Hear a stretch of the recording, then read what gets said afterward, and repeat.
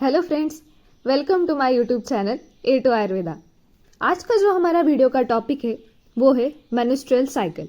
ये reproductive cycle या female का रिप्रोडक्टिव साइकिल का पार्ट है। तो इसमें हम मेंस्ट्रुअल साइकिल के बारे में पूरी जानकारी देखने वाले हैं। तो चलिए शुरू करते हैं। सबसे पहले उसकी definition, that is menstrual cycle क्या है। It is a visible manifestation of cyclic physiological uterine bleeding due to shedding of endometrium following invisible interplay of hormones mainly through hypothalamus pituitary ovarian axis। मतलब क्या होता है, menstrual cycle एक cyclic changes है जो female में होते हैं। तो इसमें क्या होता है, जो एंडोमेट्रियल लाइनिंग होती है वो शेड आउट हो जाती है और उसके बाद हार्मोन्स में भी बहुत सारे चेंजेस होते हैं। इसकी एक और भी एक सिंपल डेफिनेशन है, that is it's a monthly series of hormonal changes in the female reproductive system that prepares the body for pregnancy। ये जो साइकिल है वो मंथली आती है और इसमें हार्मोनल चेंजेस होते हैं फीमेल रिप्रोडक्टिव सिस्टम में, जो कि बॉडी को प्रेगनेंसी के लिए प्रिपेयर करती है। अभी हम देखते हैं कि इसके कुछ ना हम इंपॉर्टेंट पॉइंट्स देख लेते हैं कि क्या है। जैसे मेनार्च मतलब क्या होता है, जब वो मेंस्ट्रुअल साइकिल फर्स्ट टाइम आती है जो कि 11 to 15 ईयर्स में होते हैं, मीन 13 ईयर्स हम पकड़ लेते हैं। ड्यूरेशन क्या होता है, जो मेंस्ट्रुअल साइकिल होती है उसका 3 to 7 डेज होता है अप्रॉक्सीमेटली, या फिर 5 डेज। और जो साइक्लिक लेंथ मतलब जो साइकिल है वो कितने दिन बाद रिपीट होती है, 21 to 35। और जो मीन होता है वो 28 डेज का हम लेते हैं कि 28 डेज के बाद फिर से साइकिल रिपीट होगी। अमाउंट कितना लॉस होता है ब्लड का, 20 to 80 ml लॉस होता है। और menopause at the age of 45 to 55 years में आ जाता है। इसके कंटेंट अब हम देखते हैं कि जो साइकिल होती है, जब मीन्स जो ब्लड होता है, जो पीरियोडिक डिस्चार्ज होता है उसमें ब्लड होता है, म्यूकस होता है, वजाइनल एपिथेलियम सेल्स होते हैं, फ्रैगमेंट्स ऑफ एंडोमेट्रियम, एंजाइम्स होते हैं। और कौन सा एंजाइम होता है, फिब्रिनोलाइसिन। इसकी वजह से जो ब्लड होता है वो कोगुलेट नहीं होता है। तो ये हो गए पीरियोडिक डिस्चार्ज के कंटेंट। अब हम देखते हैं कि फेजेस क्या है। मेंस्ट्रुअल साइकिल के 2 फेजेस होते हैं, एक तो यूटेराइन फेज होती है एंड ओवेरियन फेज होती है। तो ये 2 आपको याद रखने हैं। अब यूटेराइन फेज में क्या होता है, menstruation, proliferative phase and secretory phase. और ओवेरियन साइकिल में follicular phase, ovulatory phase and luteal phase. अभी यहाँ पे एक चार्ट बताए, तो इसमें कैसे कि ovarian cycle and uterine cycle को कंपेयर किया है। मीन्स फॉलिकुलर फेज में इधर यूटेराइन साइकिल में पीरियड्स एंड प्रोलिफरेटरी फेज होती है, ओव्यूलेशन कॉमन है, और luteal phase is synchronize with secretory phase. तो ये आपका चार्ट याद हो जाए तो इट्स इजी वन। अब हम देखते एचपीओ एक्सिस। एचपीओ एक्सिस क्या होता है, it's a crucial for regulating the female reproductive system and plays a vital role in the menstrual cycle and ovulation। तो ये मीन्स बहुत ही इंपॉर्टेंट एक्सिस होती है रिप्रोडक्टिव लाइफ में फीमेल के। तो एच मतलब हाइपोथैलेमस जो कि जीएनआरएच सिक्रेट करता है, पी मतलब पिट्यूटरी जो कि luteinising hormone and follicle stimulating hormone secrete करती है, ओवरीज जो कि oestrogen and progesterone hormone secrete करते हैं। अब यहाँ पे मैंने एक चार्ट भी बताया है, जैसे hypothalamus, pituitary and the pituitary gland secrete the LH and FSH, then it goes to ovary and ovary secrete the progesterone and estrogen। अभी इसमें क्या है, एक positive feedback and negative feedback, ये 2 बहुत ही इंपॉर्टेंट चीजें होती है ये एचपीओ एक्सिस में। तो पॉजिटिव फीडबैक क्या होता है वो हम देखते, rising the oestrogen levels. Means अब जब भी ईस्ट्रोजन लेवल राइज होता है तो एलएच बढ़ जाता है, सो इसकी वजह से होता है ओव्यूलेशन। तो ये हो गया पॉजिटिव फीडबैक वो एचपीओ एक्सिस का। लेकिन नेगेटिव फीडबैक क्या होता है कि high levels of oestrogen and progesterone inhibit, means अगर ईस्ट्रोजन एंड प्रोजेस्टेरॉन का लेवल ज़्यादा ही बढ़ गया तो inhibit the release of GnRH जो कि हाइपोथैलेमस से, फिर एफएसएच एंड एलएच भी सीक्रेट नहीं होगा। तो इसकी वजह से जो एक्सेसिव हार्मोन प्रोडक्शन है वो होगा नहीं। तो ये हो गया नेगेटिव फीडबैक। आगे अब हम जो ovarian cycle and uterine cycle है उसके बारे में डिटेल देखते हैं। सबसे पहले हम देखते मेनिस्ट्रुअल फेज।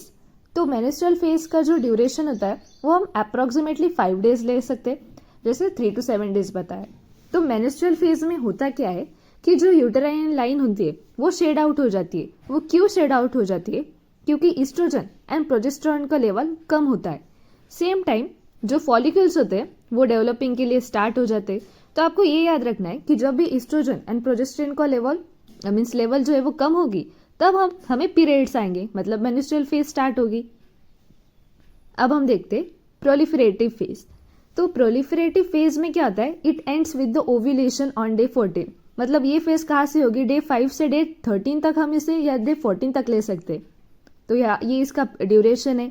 इसमें क्या होता है? ईस्ट्रोजन बहुत ही हाई लेवल में होता है, तो जो एंडोमेट्रियम लाइनिंग शेड आउट हो चुकी है वो फिर से बननी शुरू हो जाएगी, दैट इट रीजनरेट।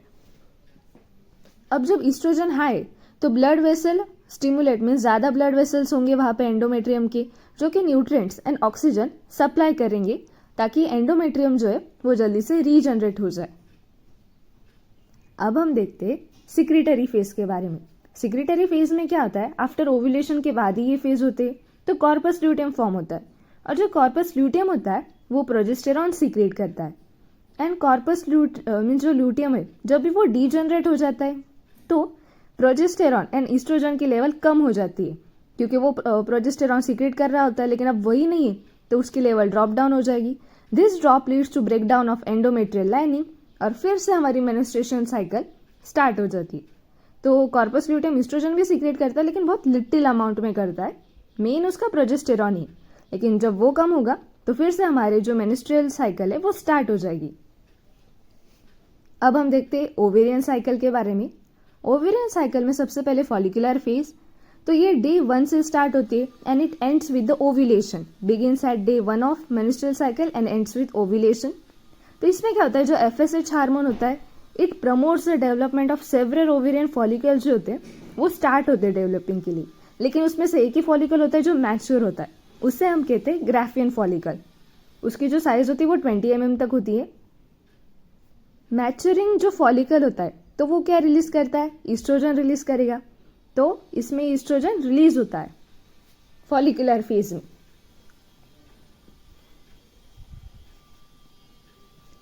तो आप इतने सारे पॉइंट्स फॉलिकुलर फेज में लिख सकते हैं। अब मैंने आगे एक ड्राइंग मीन्स डायग्राम बताइए, तो इसमें जो फॉलिकुलर फेज है वो बताइए, जिससे पहले प्राइमरी फॉलिकुलर होते हैं, फिर वो सेकेंडरी बनते हैं, फिर मैच्योर होके वो ग्राफियन फॉलिकल होता है, फिर रप्चर होके ओव्यूलेशन तो ओवम रिलीज होता है, फिर उसके बाद कॉर्पस ल्यूटियम फॉर्म होता है, फिर कॉर्पस ल्यूटियम फुल्ली फॉर्म, और फिर कॉर्पस एल्बिकन्स। ये जो है वो फॉलिकुलर फेज के साइकिल है।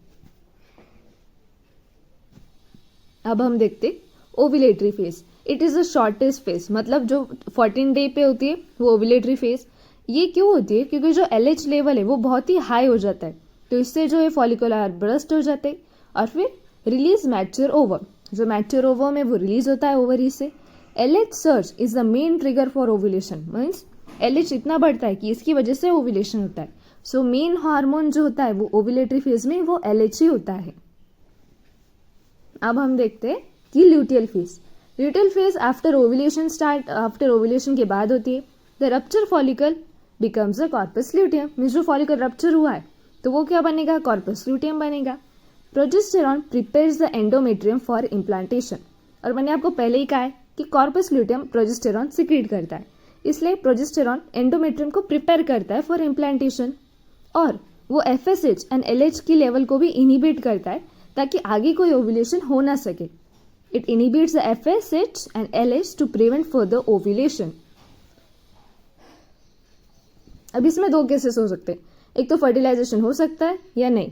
अगर फर्टिलाइजेशन हुआ तो कॉर्पस ल्यूटियम वैसे का वैसे ही रहेगा, प्रोजेस्टेरॉन सीक्रेट होता रहेगा, और तब तक होगा जब तक प्लेसेंटा फॉर्म नहीं हो जाती। वो प्रेगनेंसी को सपोर्ट करेगा, it supports the pregnancy till placenta form. अगर फर्टिलाइजेशन नहीं हुआ तो वो कॉर्पस एल्बिकन्स में कन्वर्ट हो जाएगा, फिर हमारी ईस्ट्रोजन और प्रोजेस्टेरॉन लेवल कम हो जाएगी, और फिर से हमें मेंस्ट्रुएशन स्टार्ट होंगे। ऐसे दो केसेस होते, फर्टिलाइजेशन हुआ तो इट मेंटेन द प्रेगनेंसी, नहीं हुआ तो फिर से मेंस्ट्रुएशन साइकिल स्टार्ट हो जाएगी। अब यहाँ पे ना एक डायग्राम बताया मैंने अच्छी तरह से, इसमें ओवेरियन साइकिल, यूटेराइन लाइनिंग के बारे में भी बताया है, फॉलिकुलर फेज भी है, एंड LH एंड FSH का लेवल भी है। आप देख ही सकते हैं जब ओव्यूलेशन होता है तो LH का लेवल सबसे ज़्यादा होता है पीक पे, और ये हार्मोन्स का भी ईस्ट्रोजन एंड प्रोजेस्टेरॉन, इसका भी लेवल आप देख सकते हैं डायग्रामेटिक चार्ट पे। आप पॉज करके इसे ड्रॉ जरूर कर लीजिएगा। अब हम देखते हैं the hormones affecting the menstrual cycle. तो अभी जितने भी हार्मोन्स मैंने बताए बस वही आने वाले हैं और उनका फंक्शन, जैसे GnRH, it stimulate the anterior pituitary to release the LH and FSH। और जो FSH होता है वो क्या करता है, it stimulate follicular development in the ovaries during follicular phase. ये इसका काम है क्योंकि उसके नाम में ही है ना फॉलिकुलर स्टिमुलेटिंग हार्मोन, तो वो वही काम करेगा। ल्यूटिनाइजिंग हार्मोन के दो काम होते हैं, एक तो वो ओव्यूलेशन को ट्रिगर करता है and it promotes the formation of corpus luteum. After ovulation के बाद कॉर्पस ल्यूटियम फॉर्म हो, ये भी उसी का काम है। ईस्ट्रोजन के दो काम है, it thickens the endometrial lining and it triggers the LH search, ये दो काम है। वैसे ईस्ट्रोजन के बहुत काम है, वैसे वो बहुत सारे फंक्शंस है लेकिन वो अलग आते हैं।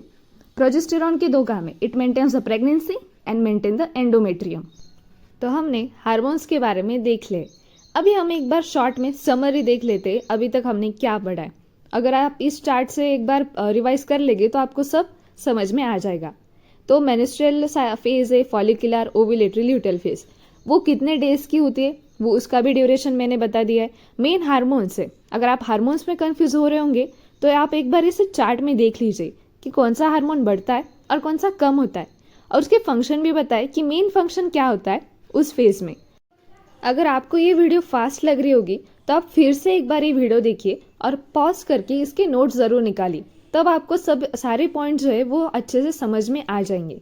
अगर आपको मेरी वीडियो पसंद आ रही है तो इसे लाइक शेयर एंड सब्सक्राइब ज़रूर कर लीजिएगा। Thank you for watching this video.